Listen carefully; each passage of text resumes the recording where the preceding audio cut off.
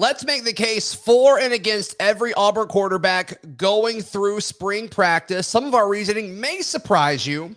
And we sit down with Auburn head baseball coach Butch Thompson. All that on today's Locked On Auburn. You are Locked On Auburn, your daily podcast on the Auburn Tigers. Part of the Locked On Podcast Network, your team every day. Yes, welcome on into Locked On Auburn, your daily Auburn Tigers podcast. I'm your host, Zac Blackerby, and thank you so much for making Locked On Auburn your first listen every single day. It is a War Rapport Wednesday, so Mike G of the War Rapport hanging out with us as he does every single Wednesday. I want to make the argument for and against every quarterback on Auburn's roster going into spring. And we could start with any of these guys, Mike G. We really could. We really could. I see you woke up this morning and chose violence. So is that right? Yeah. Is that right? Well, in that case, let's start with D. Davis, because I think that's the guy that most people have an opinion on. And so I guess the reasoning for D. Davis being the starter and winning the starting job in spring practice, because once again, I cannot stress enough, I really believe this is a wide open competition. Right. So the argument for D. Davis is, I think you could say he has a chance to prove that he's the most athletic quarterback in this pecking order. But on the other side of it, I think you could question the fact of, is there a fit?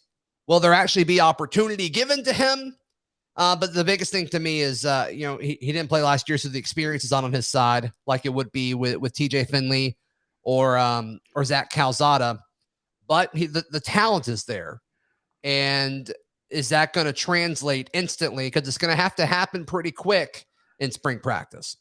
Yeah, listen, what is discouraging is that he didn't make a stronger move toward the end of last season. And there were clearly reasons that Carson was kind of keeping him in his back pocket. So I kind of push against the notion that he's not a fit. Okay. Because I think he's been unfairly labeled as, a running QB. And the truth is, if you watch his tape prior to Auburn, he did, a lot of his work from the pocket. He's accurate with the football. Talking about a kid who was over 70%, and not just completion percentage, but I'm talking about on-target passes. So putting balls in good positions where receivers could catch it and make plays. I would not say he has the strongest arm, but you overcome arm strength with deadly accuracy, and D. Davis has a chance to do that. Yeah, he really can lay a ball out there well for a receiver. So, at the end of the day, he's been in there. Now he knows what the expectations are of this coaching staff, and he chose to come back. He didn't jump in the portal. He's here, right? Which means that he thinks he's got a shot to at least move into the number 2 spot going into the season. Now he's got 4 years left to play, so I'm not sure D. Davis is really in a hurry as long as he thinks that he's got a shot at it. Now, why won't he play? Zach, maturity. I think that the little things matter to this coach. The off the field things matter. How you handle yourself, how you practice day in and day out. All that stuff matters to this coach. And there were some reports that maybe he was struggling with just kind of becoming the off the field and practice leader that he needed to be the quarterback of this team. So I had my doubts about whether we would see him on the field or not in 2022. But there are some reports that he's made up a lot of ground since bowl game as well. So looking forward to seeing him play on the field. Right. A guy that I just mentioned, TJ Finley. I think making the case for TJ Finley is an obvious one. He was the number 2 guy, and then last year Auburn's number 1 guy left. And so, I think starting spring, he will be the number 1 quarterback, especially because Zach Calzada is going to miss a lot of it. Is going to be, very limited with that non-throwing shoulder. So TJ Finley has a chance to really kind of separate himself with winning this job. But on the other side of it, I think we've all seen what TJ Finley can do. I do think last year is unfair to judge him based on that, because I think when he was put into that situation, I said this when it happened, Mike G, but I think he was set up to fail, not because anybody intended it to happen, just because that's the way the circumstances were. I mean, as a starting quarterback, you're supposed to get better with your offense around you over the course of the season. and he was dropped into it with just a few weeks left in the season. And that's just, it's really, really tough to do. That's really, really tough to do. So that is essentially, the pros and cons of TJ Finley. Somebody said it best in the Discord during the Birmingham Bowl. When TJ Finley drops back, God flips a coin because there's no telling what's going to happen. Yeah, experience is king. And you cannot deny that the experience that he got at the end of last season gives him an edge in this quarterback room going into the spring. So he does have that edge. Why he won't start will be because of him. It's consistency. Right. Man, he's just got to show it. He made some NFL-type throws when he was on last season. We just didn't see enough of it. And I think that I attribute some of that to him just being inconsistent. And some of that was the situations in which he was called upon. I don't think it was fair to judge him based on those situations, right? Mm-hmm. So at the end of the Mississippi State game, like, give me a break, dude. I'm not looking at anything he did at the end of that game and judging him based on that. But South Carolina, where you had some time to prepare and he missed open receivers downfield, and that's on TJ Finley. So he'll need consistency will be the reason that he will or won't start. Right.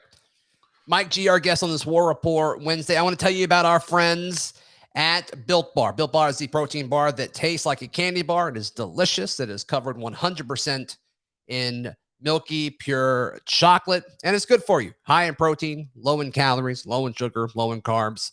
And there's a ton of different flavors based on whatever you like. I like the coffee flavored ones. My favorite right now, it's a limited flavor, but they have it every few weeks, is the caramel macchiato bars.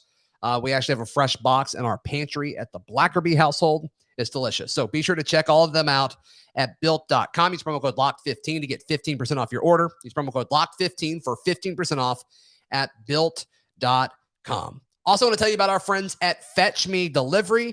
FetchMeDelivery.com is the best place. Actually, we're waiting on Fetch Me to show up at our door right now with dinner, just because it was a long day. It was a long day at work, and my wife and I, we're playing with our 1-year-old, and we just didn't feel like cooking. So we'll let Fetch Me do the work for us. They're reliable, and they're fantastic folks to work with. And they just recently launched FetchMeAlcohol.com. They are the only folks in East Alabama delivering alcohol to folks right to your door. They've got over 3,000 products that they are uploading to their website. So be sure to check all that out at FetchMeAlcohol.com for your alcohol delivery, or FetchMeDelivery.com for your meal delivery. It's a War Rapport Wednesday. Mike G, what all is going on at the War Rapport?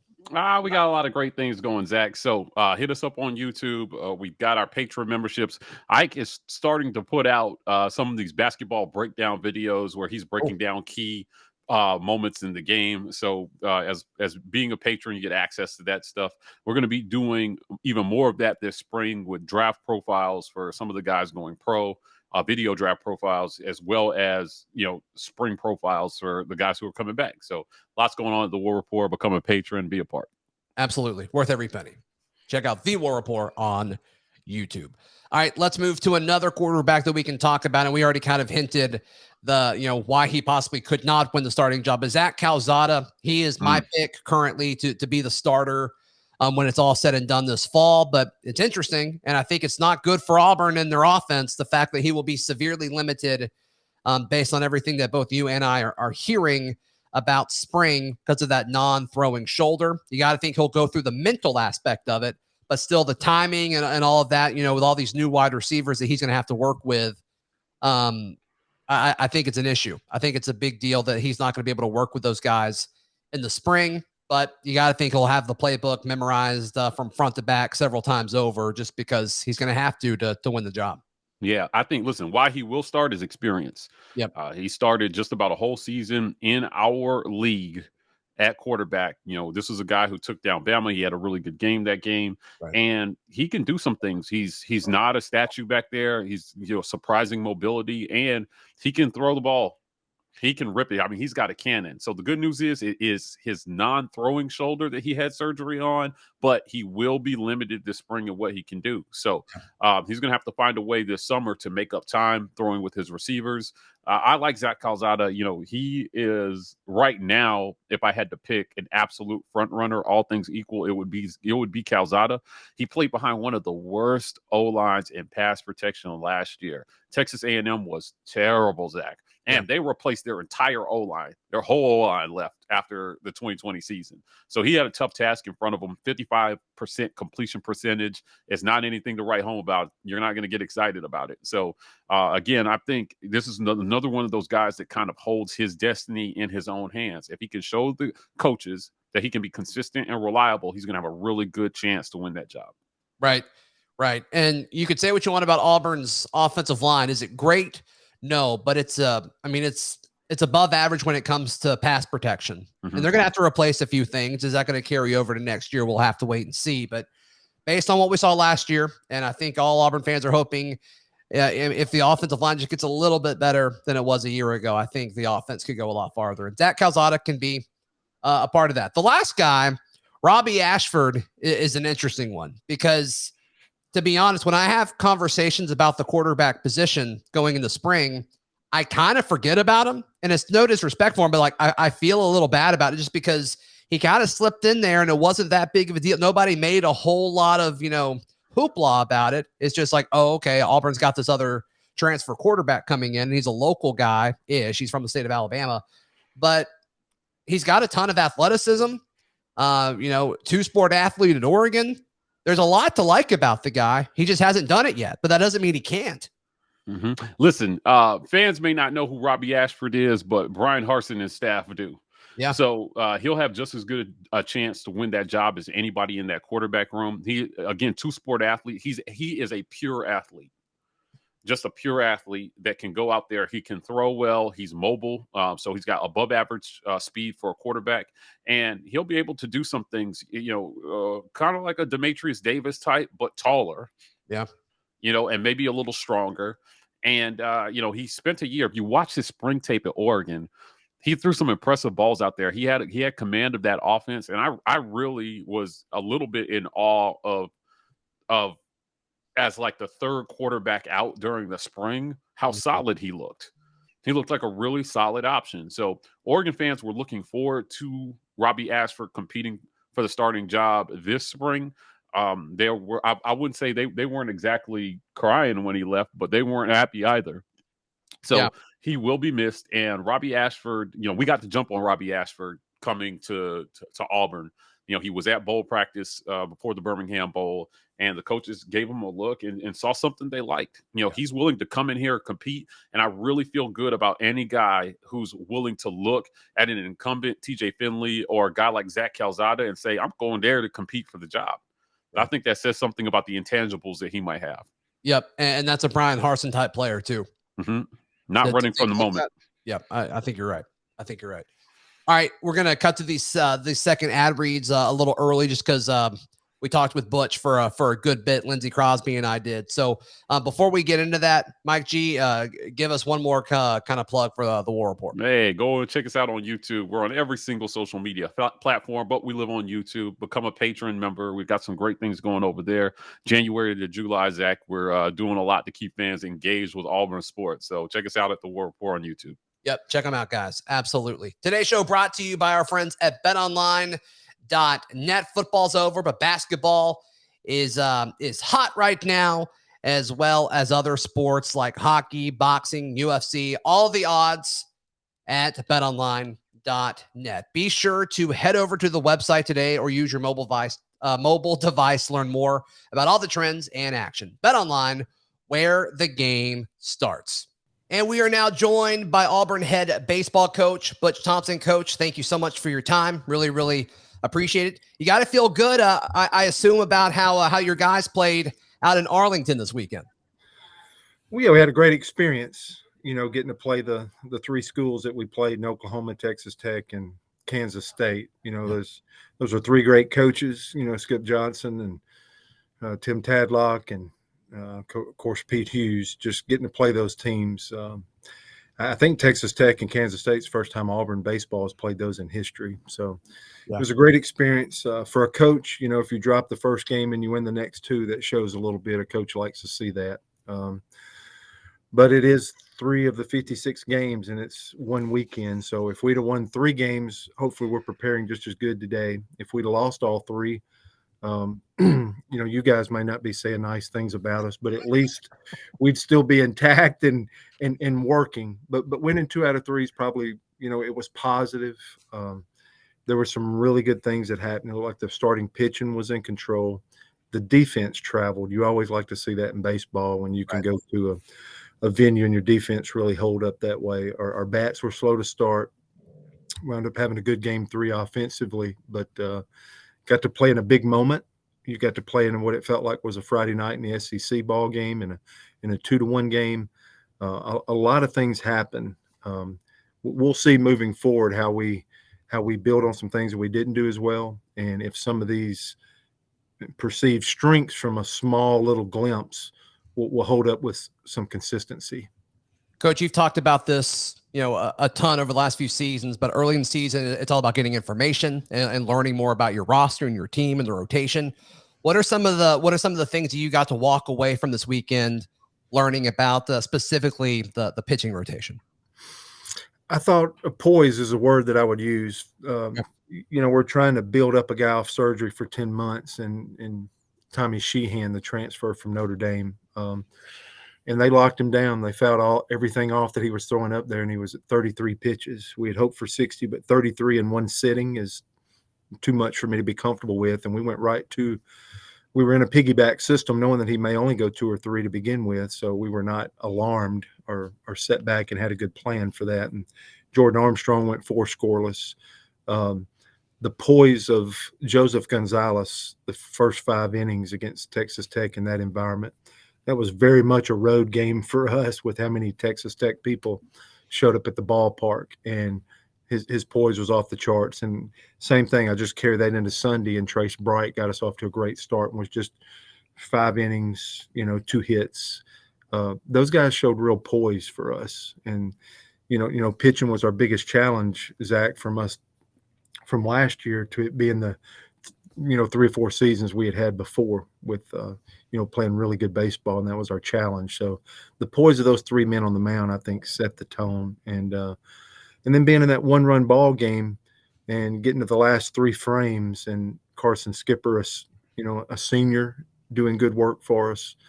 And then Blake Burkhalter, the guy that we tried to advertise as our closer, was at least successful in that first opportunity. And, you know, really, you know, we got to face some left-handers. We had to face a Washburn in the 2-hole that went 4 for 5 on opening night versus Michigan. And arguably, you know, some around the country feel like we had to face Jace Young, you know, the best position player in college baseball. And for us to have success there, hopefully their guys can bank that. But the starting pitching, and then that's a good example of a close ball game in the back end holding up, I think is good for us. You know, you talk about those 2 guys in that Texas Tech lineup and how potent they are. Joseph Gonzalez seemed to be making a concentrated effort to establish the slider early and really show improved break, improved control. Is that something that you guys discussed and was an intentional decision of the coaching staff, or is that just part of players playing the game that they're comfortable with and what they wanted to do?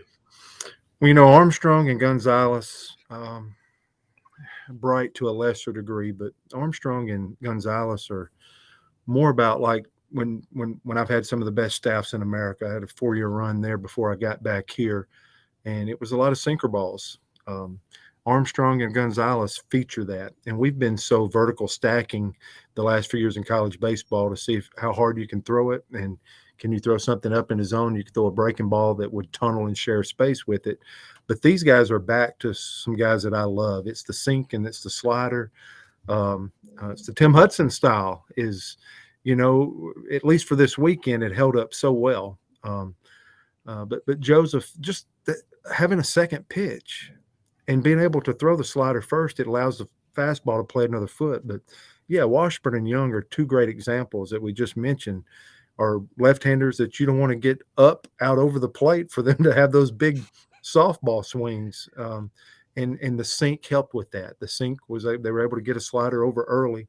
Now the hitter's got to respect that. Now his wheels start turning to thinking. And then when they do get the fastball, if it's running down and away from him, it played well. We did think a sinker was the best way to kind of, it seemed like all their guys looked like Nate LaRue on our team. They were all 6'4", 230, and they had a whole lineup of them. And it's one thing to say to try to pitch and get beneath them. It's another thing to show the poise that I mentioned, but also the conviction. It was not a timid way to go about it. And we had to throw to a thimble, both teams. Mm-hmm. The Texas Tech umpire was tight as you're going to see in a college baseball season. And our guys did well. We walked too many, but we didn't give up many hits. And, no extra base hit. I think we gave up one extra base hit on the weekend for a college baseball staff against 3 Big 12 opponents. Yes, I'm not going to allow me to talk to you or my team and talk about warm and fuzzy. I'm going to say the score takes care of itself. But there's some things you can draw out there that was done at a pretty high level for an opening weekend. Yeah, and talking about doing things at a high level, Trace Bright on Sunday seemed to be better than he has been recently at getting strikes on both sides of the plate, and then really doing a lot of work high to low to kind of change a batter's eye level and keep him off balance. Was that also something that he's specifically worked on, or did it just happen to work out game flow wise and strategy that was the approach he took? Well, they were thrown into something last year. They were not the 1, 2, and 3. Yeah. But when 1, 2, and 3 missed 6 to 8 weeks, they became, having to step up and try to play some of those roles. They're more prepared for it. That's another 6 to 8 to 10 months of like, hey, these are the things I got to get better at and do. And at least for one outing, they can claim that, hey, I'm doing some necessary things that will afford me success. So I think it's some growth and development, and it's a backhanded positive that they got to get some experience last year, even if it was tragic at times. It's helping them more. If they'd had to set the bench, it might be a slower start. They got to really pitch and grow some last year, maybe before they were ready and before we wanted them to be in some of those spots. But it could be to their advantage now, because here recently, even the months leading up, since we've been back in January, they've been executing at a higher level. And I think it's because of the experience they got last year and then just natural growth and development. They want to be great, and they've worked hard at that in this offseason to get ready for this moment. And that's what was so good about going on the road, playing great people the first weekend. We kind of just jumped off a cliff and survived. And then that's a good thing. Sure. Coach, what was it about this offseason where, it seems like there's really been some buzz around this program with, you talked about it before a few weeks ago about Operation Atmosphere. Auburn baseball sold out of season tickets. My family was part of that. We're season ticket holders supporting you guys. But what do you think is about it this offseason kind of, going into this season? I just think people believe in our program and think we can be competitive. And I think we had shown that, going to Omaha for the first time in 22 years. Yeah. The program's only been to 3 super regionals. We've been to 2 of those.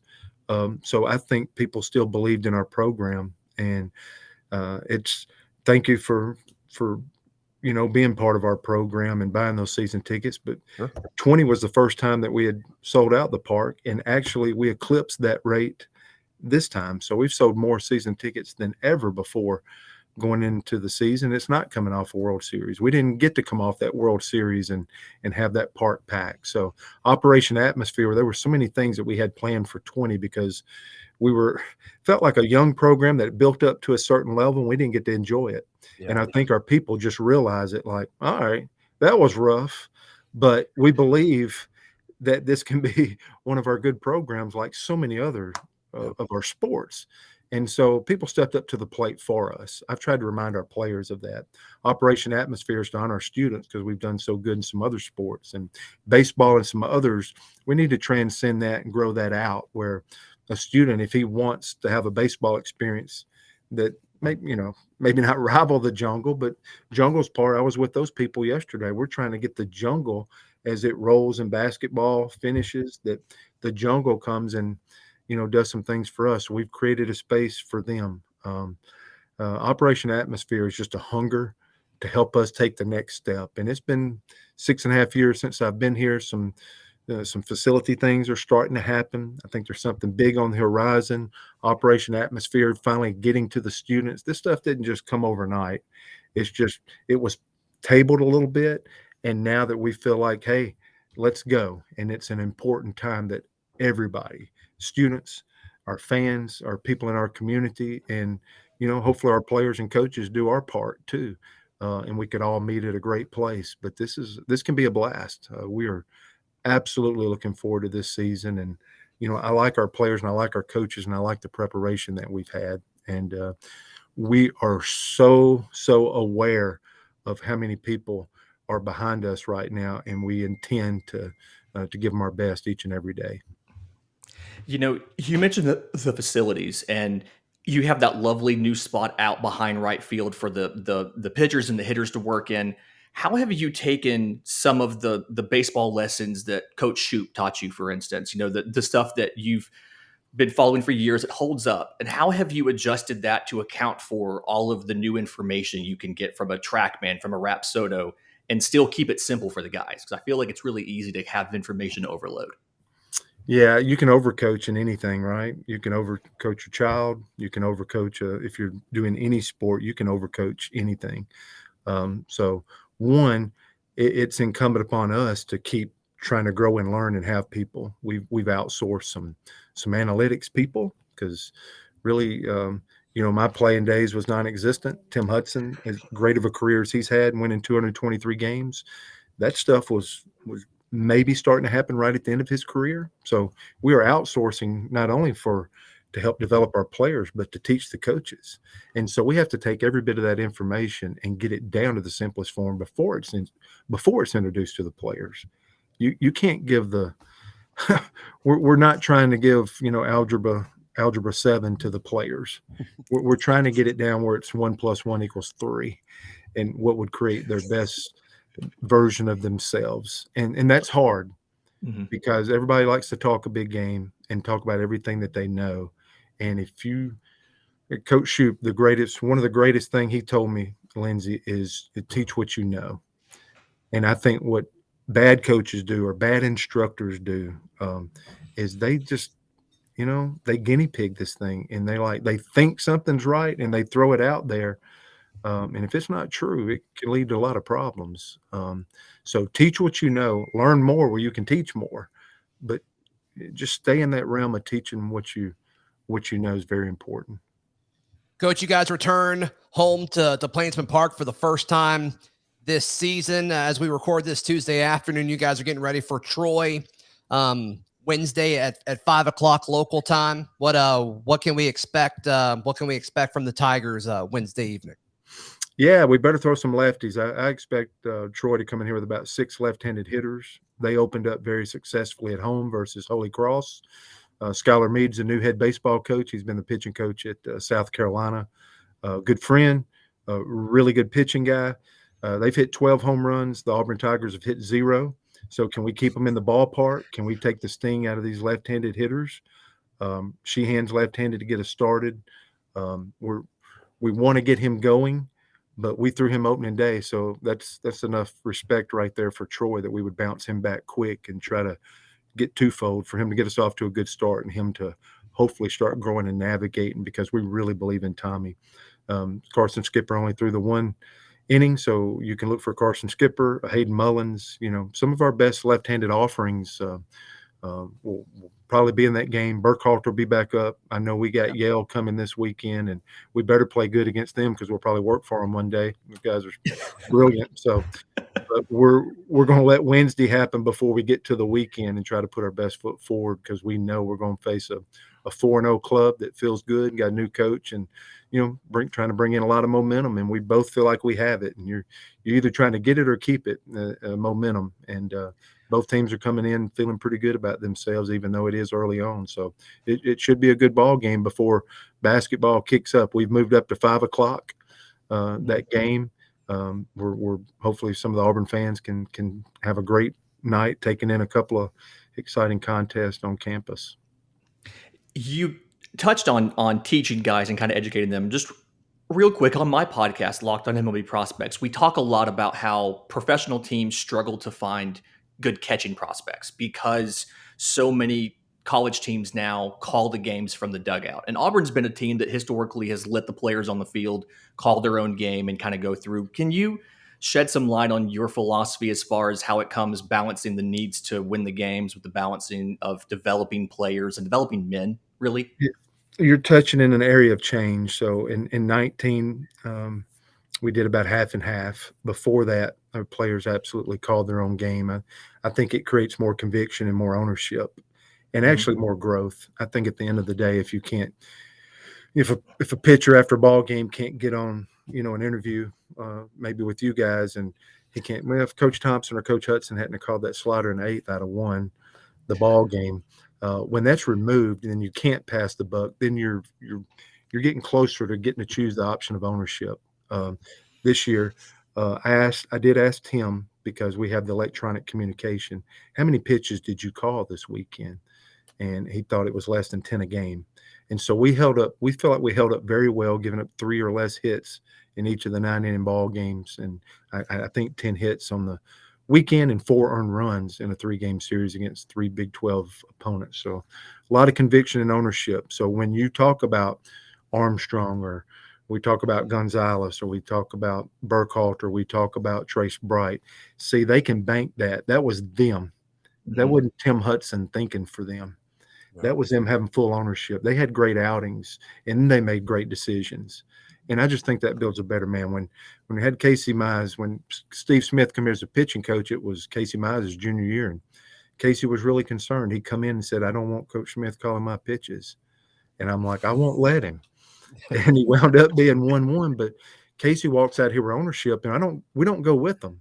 They don't get to a point and they go 1-1, and then I go in the Detroit system with them, and I'm a security blanket for him to try to make it to the big league. So you better do a good job coaching him. You better make some decisions of like, all right, I got him for this moment in time. How am I going to help him be a better man? Am I going to set a good example? And what are the teaching methods? So we run our own game, not just to try to build a better man. We think it builds a better pitcher too. I think it's a win-win in all these categories. Is there some suffering? Yeah. But if you're hanging around and you're at the end of the season, that's how you can hook it up. And I've loved that about some of our postseasons in the past, when everybody's like, you're done with them. Just understand, I think our concept plays up. And when you get in a pro park like last weekend, or you get in Omaha, Nebraska, it's really hard to coach players. Home plate is so much further away to win a national championship than it is, like, for example, here at Plainsman Park. These players must be prepared. And I think I've had 13 Major League Ball pitchers since 2014 or whatever it's been. It's because they were able to run their own show. And I think that is an advantage. Coach, thank you so much for your time. I know you're extremely busy with the start of the season, so thank you again, and best of luck on Wednesday, and best of luck this weekend. Yep, Zac, Lindsay, appreciate you guys. War Eagle. War Eagle. That does it for today's edition of Locked On Auburn. Thank you so much to Mike G and the War Rapport series. So go check those guys out. They do a fantastic job, and we've got a really, really good relationship with them. So be sure to check them out if you have not already. And also, thank you so much to Coach Thompson, giving us about 20 minutes of his very, very busy day. And hopefully we'll chat again with him soon. We'll be back tomorrow right here on Locked On Auburn.